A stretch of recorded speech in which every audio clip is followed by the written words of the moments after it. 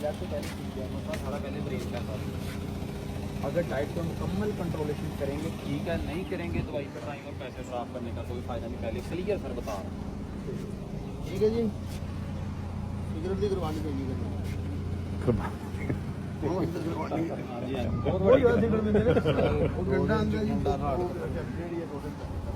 ਵੱਡਾ ਭਲਾ 10 ਪੈਕਟ 2 ਦਿਨਾਂ 'ਚ डेढ़ दिन किया ਡੇਢ ਦਿਨ 'ਚ मिनिमम एक दिन डेढ़ दिन ये तो ਯਾਨੀ ਸਾਰਾ ਧਿਆਨ ਹੀ ਇਹਨਾਂ ਦਾ ਸਮੋਕਿੰਗ ਗੱਲ ਆ। ਸਰ ਅਗਰ ਤੇ ਕੰਟਰੋਲੇਸ਼ਨ ਕਰ ਲੈਣਗੇ ਠੀਕ ਆ, ਵਰਨਾ ਮੈਂ ਕਲੀਅਰ ਦੱਸਦਾ ਪਿਆ ਸ਼ਫਾਤ ਅੱਲਾ ਪਾਕ ਨੇ ਦੇਣੀ ਹੁੰਦੀ। ਲੇਕਿਨ ਅਗਰ ਹਰ ਚੀਜ਼ ਦੀ ਇੱਕ ਬੇਸ ਹੁੰਦੀ, ਤਰੀਕਾ ਹੁੰਦਾ, ਅਗਰ ਅਸੀਂ ਉਹਨੂੰ ਨਹੀਂ ਲੈ ਕੇ ਚੱਲਾਂਗੇ। ਦੇਖੋ ਨਾ ਫੋਰ ਐਗਜ਼ਾਮਪਲ ਮੈਂ ਇਹਨਾਂ ਦੇ ਵਜੂਦ ਚੋਂ 5% ਨੈਕੋਟਿਨ ਕੰਮ ਕਰਦਾ, ਇਹ 50% ਵਧਾਈ ਜਾਂਦੇ, ਮੇਰੇ 5 ਕੰਮ ਕੀਤਾ, ਕੋਈ ਫਾਇਦਾ ਹੈ?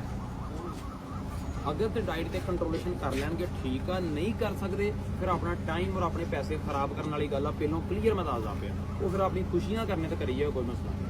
हाँ जे साड़ी दवाई खानी है जी परहेज दसी 100% करना अलहमदुलिल्लाह अल्लाह पाक मुकम्मल करम करेगा। नहीं परहेज कर सकते दवाई बेशक खड़े नहीं ना पहलों दसदा पिया। इन्हों पुछ लियो, अगर कह देंगे कर लेंगे ठीक है, नहीं कहेंगे फिर जनाब कोई फायदा नहीं। करवानी लाजमी है जनाब, कसमियाँ फिर इन्होंने लागे घर वाड़नी नहीं है जनाब, हैगी सीटा। चलो आ जाओ मैं मजीद समझा देना।